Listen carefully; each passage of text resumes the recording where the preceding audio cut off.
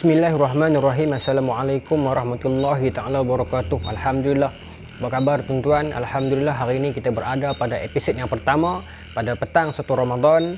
Kita bersiaran secara premier melalui channel ini The Ibnu Rijal yang akan kita teruskan sepanjang Ramadan nanti, iaitu siri Khulafa Ar-Rasyidin setiap hari Isnin sehingga hari Jumaat jam 5 petang sepanjang bulan Ramadan tahun ini, insya-Allah. Jadi mudah-mudahan usaha kecil ini dapat menemani tuan-tuan di rumah sepanjang musim PKP. Pada para ibu, para kakak yang sedang masak itu boleh sambil-sambil dengar. Pada para ayah, para abang yang sedang baru balik kerja itu boleh sambil-sambil dengar dan sebagainya. Mudah-mudahan kita dapat manfaatnya bersama, insya-Allah. Tuan-tuan, saya nak bermula siri ini pada petang 1 Ramadan ini. Saya nak bermula dengan episod yang pertama. Kita memulakan siri ini mengikut susunan Alhamdulillah Khulafa Ar-Rasyidin. Kita bermula dengan Sayyidina Abu Bakar, Sayyidina Umar, Sayyidina Uthman dan Sayyidina Ali. Saya rangkumkan kesemuanya sebanyak 20 episod. 5 hari 40 kan. Maka kita akan bermula, starting point dia adalah pada tahun ke-11 Hijrah, iaitu pada tahun wafatnya Rasulullah SAW. Kita akan bermula di situ. Kemudian saya akan bawa tuan-tuan throughout the timeline. Kita akan go through one by one. Kita akan pass zaman Sayyidina Abu Bakar, kita akan pass zaman Sayyidina Umar dan zaman Sayyidina Uthman dan juga zaman Sayyidina Ali. Tengoklah pemberatan bagaimana tuan-tuan akan tengok nanti, insya-Allah, seperti mana yang akan saya sajikan kepada tuan-tuan sepanjang Ramadan ini, insya-Allah, kepada tuan-tuan. InsyaAllah tuan-tuan, maka kita bermula dengan tahun 11 Hijrah.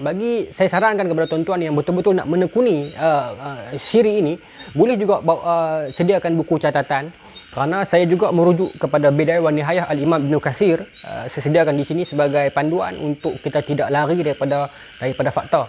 Dan yang keduanya, untuk tuan-tuan yang betul-betul nak menekuni, bolehlah sediakan buku catatan sambil dengar, sambil catat dan sebagainya, agar mudah-mudahan ini bukan sahaja menjadi peneman halua telinga kita, sebaliknya dia menjadi medium pengajian kita di rumah, insya-Allah. Baik, kita bermula dengan tahun 11 Hijrah. Diceritakan dalam Al-Bidayah wa Nihayah Imam Ibn Katsir di sini mengatakan bahawasanya pada tahun ini berlaku pelbagai peristiwa. Saya nak kongsikan kepada tuan-tuan bahawasanya pertamanya peristiwa kewafatan Rasulullah SAW. Okay, saya telah ceritakan sebelum ini pada siri yang 2 tahun lepas. Kemudian tahun lepas saya ceritakan tentang siri para sahabat. Tahun ini saya nak ceritakan tentang zaman Khulafa Ar-Rasyidin. Maka saya nak bermula dengan tahun 11 Hijrah. Bagaimana dimulakan oleh Al-Imam Ibn Katsir pada tahun 11 Hijrah ini, bermulalah zaman pemerintahan Sayyidina Abu Bakar. Okay. Baik, telah dikemukakan bahawa Rasulullah SAW wafat pada hari Isnin, iaitu pada waktu duha. Maka orang-orang sibuk dengan urusan bai'at Abu Bakar As-Siddiq di Saqifah Bani Sa'idah. Kemudian di masjid dengan pembaitan umum di sisa hari Isnin, iaitu pada hari Selasa. Menceritakan selepas selesainya pengkebumian Rasulullah SAW yang kita sayangi, yang kita sanjungi, telah berlaku pembaiatan, bai'at kepada Sayyidina Abu Bakar di Saqifah Bani Sa'idah. Kemudian sebenarnya disebut oleh Al-Imam Ibn Katsir, bukan sahaja kelompok yang berada dekat balai tersebut yang membai'ah Sayyidina Abu Bakar. Sebaliknya, pada keesokan harinya, pada hari Selasa, seluruh orang Madinah telah membai'ah Sayyidina Abu Bakar. Seperti mana yang dirakamkan ke dalam cerita ini, dalam kitab ini. Okay. Diceritakan dalam Bidayah wa Nihayah bagaimana ketika dikumpulkan semua orang di dalam masjid, Sayyidina Umar bangkit dan memperkenalkan Sayyidina Abu Bakar, menceritakan kenapa Sayyidina Abu Bakar layak, kempen untuk Sayyidina Abu Bakar, menceritakan ketokohan beliau, Nabi memilih beliau sebagai imam dan sebagainya. Maka seluruh penduduk Madinah tanpa ada bantahan memberi bai'ah kepada Sayyidina Abu Bakar sebagai khalifah. Itu poin dia. Baik, tapi ini semua orang telah maklum. Saya nak pergi lebih pada tu lagi. Saya nak pergi tragedi peristiwa yang berlaku sepanjang zaman ini. Baik, tuan-tuan, Sayyidina Abu Bakar ketika zaman ini berhadapan dengan beberapa kelompok orang. Ini cabaran yang dihadapi oleh Sayyidina Abu Bakar. Ingat, pemerintahan dia bermula pada tahun 11 Hijrah. Antara cabaran yang ditempuh oleh Sayyidina Abu Bakar adalah beliau terpaksa berhadapan dengan golongan yang murtad. Satu. Yang keduanya, golongan yang enggan membayar zakat. Kita akan dapat lihat nanti throughout the story nanti bagaimana munculnya beberapa kelompok-kelompok sesat dan murtad yang keluar daripada ajaran Islam. Satu. Yang kedua, muncul golongan gerakan nabi-nabi palsu. Yang kedua. Dan yang ketiga, muncul golongan gerakan yang enggan membayar zakat. Sebaliknya, mereka hanya menunaikan solat, tetapi bagi mereka zakat bukan, kerana zakat itu hanya untuk diserahkan kepada tangan Nabi, bukan tangan Sayyidina Abu Bakar. Sudah ada golongan itu. Maka kita dapat lihat bagaimana yang dilakukan oleh Sayyidina Abu Bakar. Baik. Kau saya nak teruskan penceritaan ini.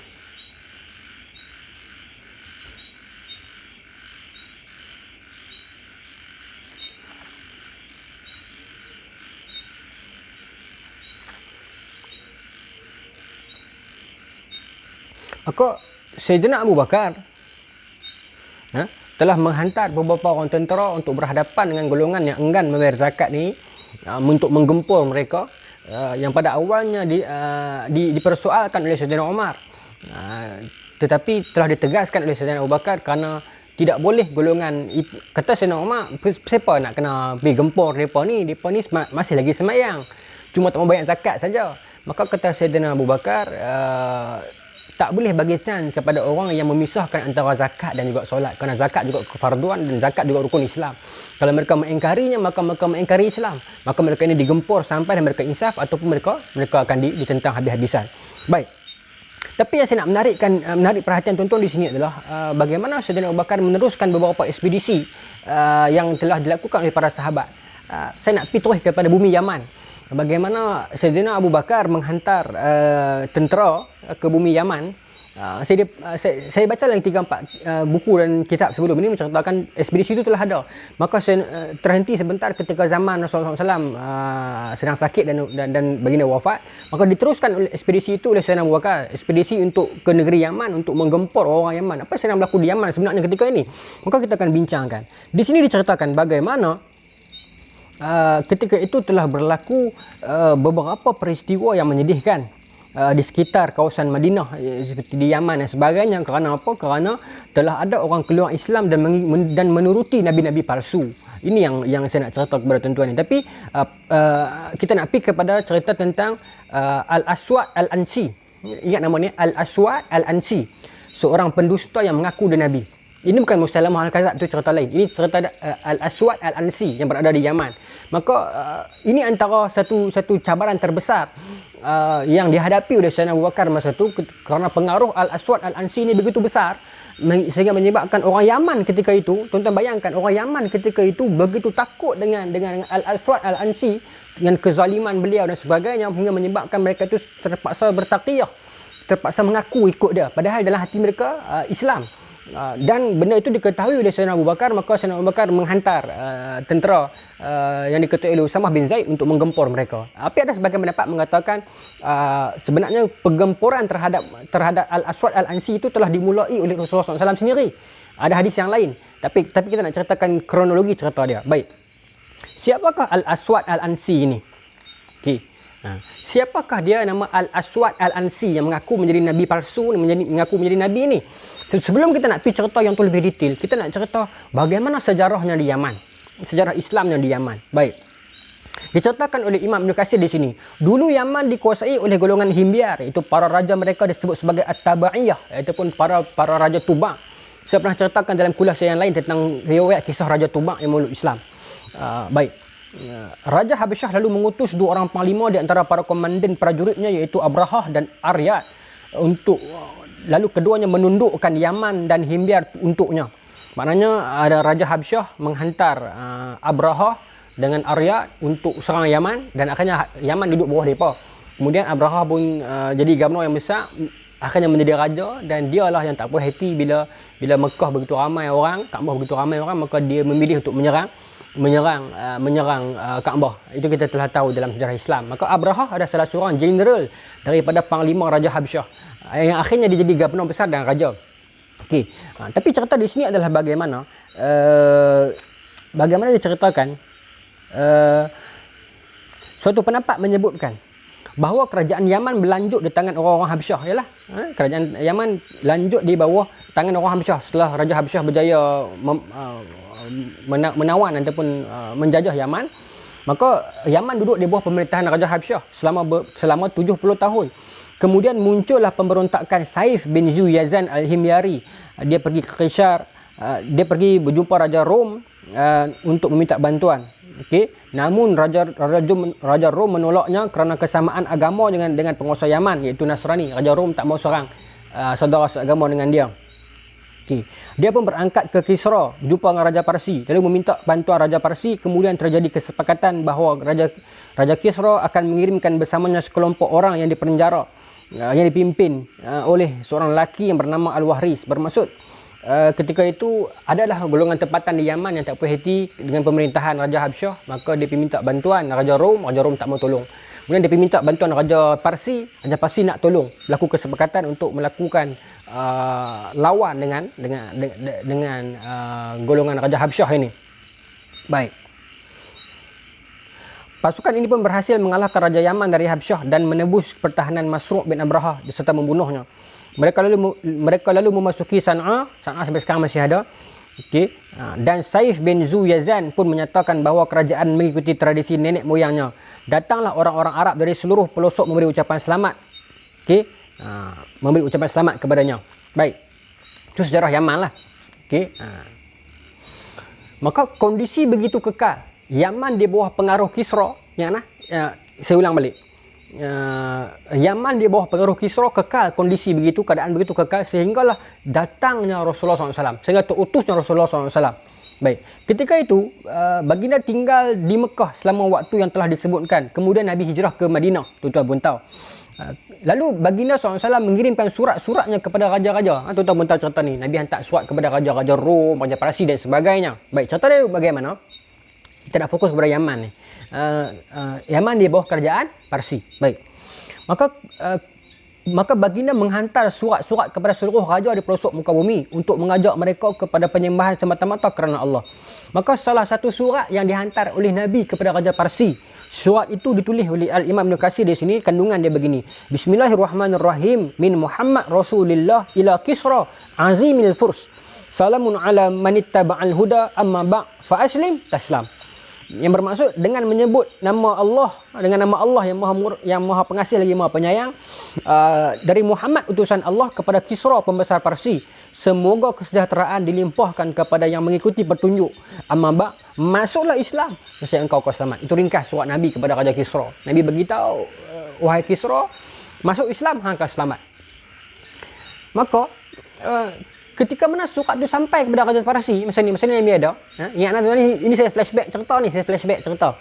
Okey. Bagaimana Yaman tu sebenarnya macam mana? Maka Raja Kisra bila dia baca surat tu sampai kat dia tanya kepada pembesar dia, apa ni? Maka pembesar dia beritahu, surat ini datang daripada seorang lelaki daripada Jaziratul Arab yang mengaku dirinya Nabi. Maka Kisra buka surat itu. Okey. Setelah dia membuka surat tersebut, dia mendapati dimulai dengan nama Nabi. Kan min Muhammad Rasulullah ila Kisra azmil Fursi kan, daripada Muhammad Rasulullah kepada Kisra Raja Parsi. Maka Kisra marah, dia kata macam mana nama dia dulu baru nama aku. Pelik. Kenapa nama dia dulu baru nama aku tak suka. Maka dia sangat marah, lalu dia mengambil surat itu dan dia koyak. Cerita ni popular. Raja Kisra koyak surat Nabi. Okey. Baik. Sebelum membacanya sampai habis. Kemudian bekas koyakan surat itu ada disebutkan dia bukan koyak, dia ponyok. Tak apalah, tapi dia merosakkan surat itu. Tapi bekas surat itu apa dia buat?